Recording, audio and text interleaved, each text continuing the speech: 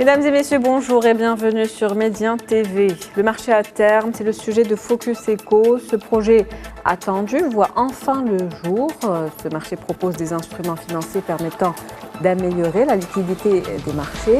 Nadia Ftah Alaoui, ministre de l'économie et des finances, a qualifié ce lancement de moment décisif pour l'évolution du marché financier marocain. La place financière marocaine, deuxième place en Afrique, dotée des instruments pour être aux meilleurs standards internationaux. Objectif, mobiliser plus de financement via le marché des capitaux. Dans un contexte de rigueur, de discipline, de maîtrise des risques aux meilleurs standards. Nadia Ftah Alaoui qui a également annoncé la transformation de la bourse de Casablanca en holding. Comment va s'opérer cette transformation? Qu'est-ce qui va changer? On en parle aujourd'hui avec vous, Monsieur Tariq Senhaji. Vous êtes directeur général de la bourse de Casablanca. C'est un plaisir de vous avoir avec nous aujourd'hui. Plaisir partagé. Alors, marché à terme, une chambre de compensation pour soutenir le marché des capitaux. De quoi s'agit-il exactement? Alors, merci pour l'opportunité d'avoir cette rencontre et effectivement avoir l'opportunité de petit à petit introduire ce nouveau marché qui est là pour rester et qui est là pour se développer.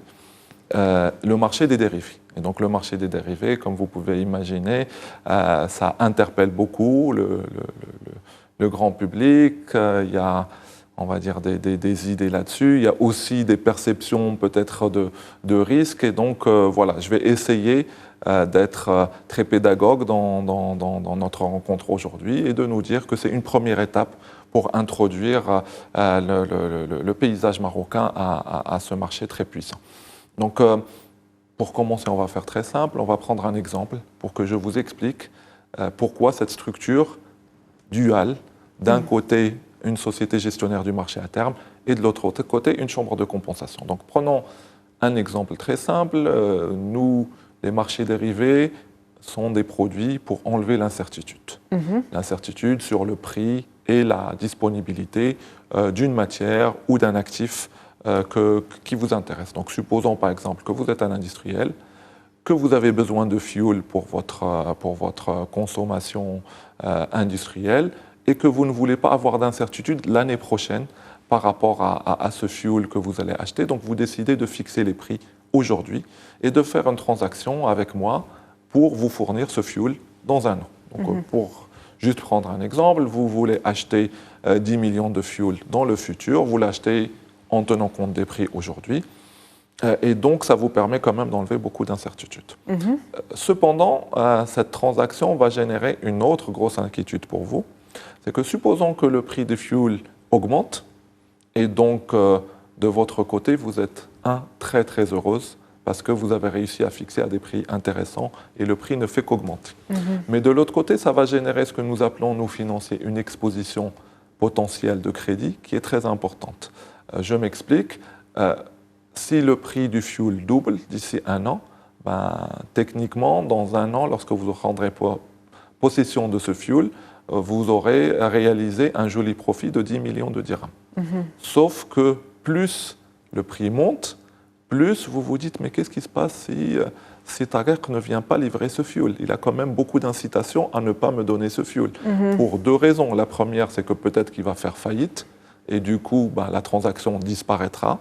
Et de l'autre côté, peut-être qu'il ne va pas faire faillite, mais il va être malhonnête. Il va dire, vous savez, le contrat, en fait, il tombe pour des raisons X, Y, Z. Et donc, vous vous retrouvez en fait avec des produits dérivés qui sont là pour ajouter de la flexibilité, qui sont là pour ajouter du dynamisme, mais qui peuvent générer des expositions de contrepartie, de risque de contrepartie qui est très, très important. Et c'est pour cela que dans le cas des dérivés cotés, nous avons imaginé, le marché a imaginé, une infrastructure spéciale qui s'appelle la chambre de compensation. Alors cette chambre de compensation est également appelée contrepartie unique, parce que lorsque vous traitez un dérivé ou un contrat sur les marchés dérivés, vous faites face à une contrepartie impersonnelle. Contrairement à d'autres marchés où vous achetez et vous vendez de quelqu'un que vous connaissez, lorsque vous traitez un marché dérivé, vous le traitez face à cette chambre de compensation. Et cette chambre de compensation, comme le nom le dit, c'est une chambre qui fait de la compensation tous les jours pour éliminer complètement le risque de crédit. Donc supposons toujours dans notre exemple que vous ayez acheté 10 millions et que le prix soit passé à 11 millions d'un jour à l'autre, eh bien moi je vais venir et je vais apporter 1 million de dirhams à la chambre de compensation. Et donc de ce fait, votre contrat qui est à terme, en fait, va se compenser tous les jours et tous les jours vous serez confortable. Alors non seulement vous allez être confortable, mais également d'un point de vue gestion de risque et stabilité financière, cette chambre de compensation va ramener beaucoup de stabilité financière puisque à la fin de chaque journée, les positions c'est comme si on les remettait à zéro. Elles sont rééquilibrées. Et donc, de ce fait, la chambre de compensation est une infrastructure qui est une excellente innovation pour le marché marocain. Et évidemment, cette chambre de compensation, elle va commencer avec les dérivés cotés, mais elle peut, dans quelques années, commencer à être utilisée pour quasiment n'importe quelle transaction synthétique qui va engendrer du risque de contrepartie. Eh bien, la chambre de compensation, elle est là pour complètement tuer ce risque de contrepartie. Est-ce que cette chambre de compensation peut durer dans le temps? Si on reste dans l'exemple que vous avez donné, si les prix continuent donc à flamber une année après l'autre, jusqu'à quand cette chambre pourra toujours rééquilibrer les prix, la fluctuation de ces prix? C'est une excellente question. Ça me permet de réaffirmer le point que j'ai dit aujourd'hui. Aujourd'hui, la Bourse de Casablanca existe depuis 95 ans, 1929, et elle a réalisé beaucoup de choses. Elle a créé ce qu'on appelle de nouveaux marchés comme le marché alternatif, le marché de blocs, mais la réalité, ce ne sont que des compartiments du même marché. Donc aujourd'hui, nous introduisons la chambre de compensation et qui est une infrastructure qu'on espérera centenaire dans 100 ans. C'est un apport, et je pense que c'est pour cela que vous avez cité les mots forts de Madame la Ministre, c'est un réel apport pour la place marocaine et qui va durer pendant à l'infini. C'est vraiment un nouvel apport. Et cette chambre de compensation, dans le modèle marocain, on a opté également, grâce à la mobilisation des banques, l'appui de la Banque centrale évidemment, à un modèle où les banques participent à la chambre de compensation. Alors elles ne participent pas en tant qu'animateurs du marché, mais elles participent pour, renforcer l'actionnariat et agir comme des membres compensateurs. Parce que vous pouvez bien imaginer ce métier de compensation qui s'opère tous les jours, qui demande beaucoup de process. Heureusement, alhamdoulilah, maintenant avec la technologie,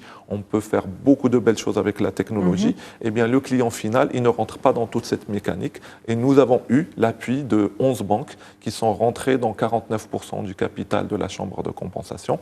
Le reste du capital, 51%, est détenu à la Bourse de Casablanca, pour qu'on montre que c'est tout un écosystème bancaire et financier qui se mobilise pour la stabilité macroéconomique, pour également le fait que le marché puisse profiter aujourd'hui et demain de cette nouvelle infrastructure.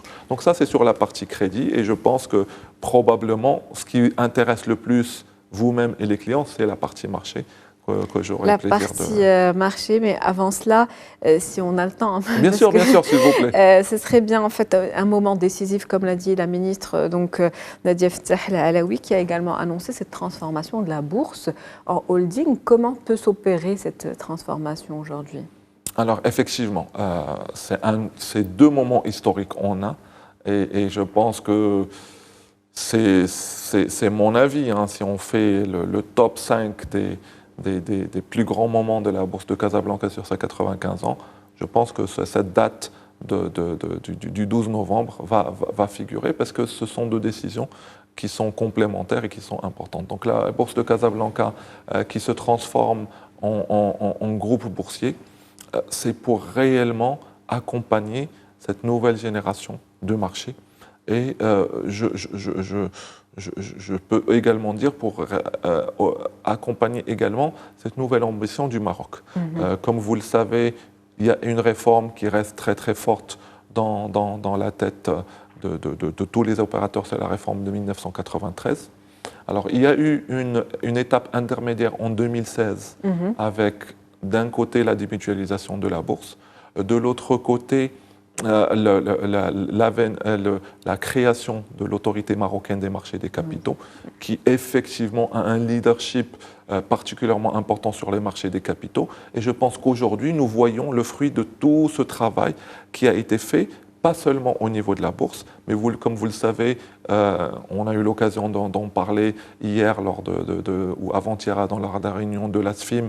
Il y a un nouveau cadre pour les OPCC, donc les fonds d'investissement au Maroc, avec d'un côté les fonds d'investissement collectifs, mais également toute la dynamique sur le private equity, le capital investissement, avec les interventions du fonds Mohamed VI. On a également une autre dynamique qui est très importante et qui nous aide beaucoup, c'est la dynamique qui a été introduite par l'agence des participations de l'État qui a été créée.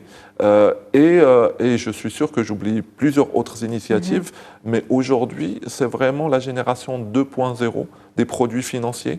Comme j'ai dit, 1993, la génération 1.0 qui a révolutionné le marché. Et c'est mon intime conviction que 2024, 2025, Inch'Allah, nous sommes vraiment en train de voir cette génération 2.0 et j'espère que voilà, nos enfants se rappelleront de cette date de la même manière que nous, on se rappelle de la réforme de 1993. J'en suis sûre. Il nous reste une minute. En une minute, si on pouvait parler de cet enjeu principal, celui de mobiliser plus de financement.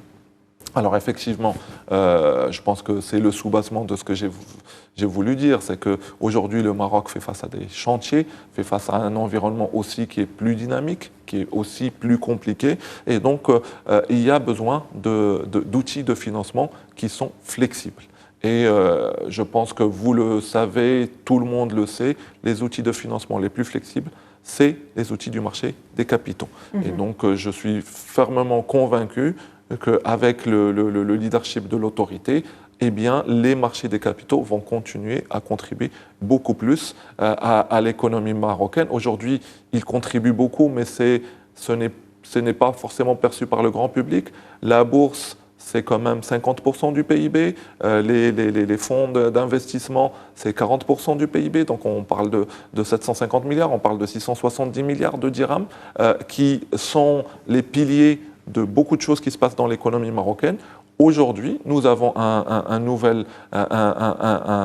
défi de taille, c'est rendre cette manne et cette puissance financière très très forte au service des nouveaux chantiers et être encore plus proche de l'économie réelle. Une statistique très rapide pour le montrer, les dernières opérations en bourse, nous avons eu une OPV qui a clôturé hier, qui a été sursouscrite 18 fois, 18 milliards pour 1 milliard demandé. Nous avons eu une augmentation de capital il n'y a pas si longtemps, 1 milliard demandé, 25 milliards offertes. Nous avons une IPO, la dernière IPO en date, 35 fois plus de demandes qu'il y a eu d'offres.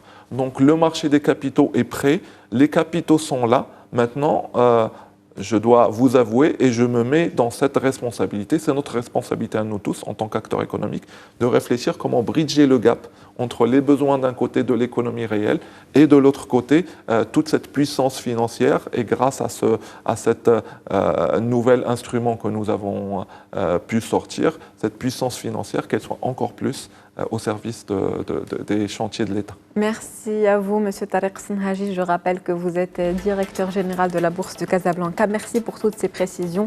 C'était un plaisir de vous avoir avec nous. Pareillement, je vous remercie.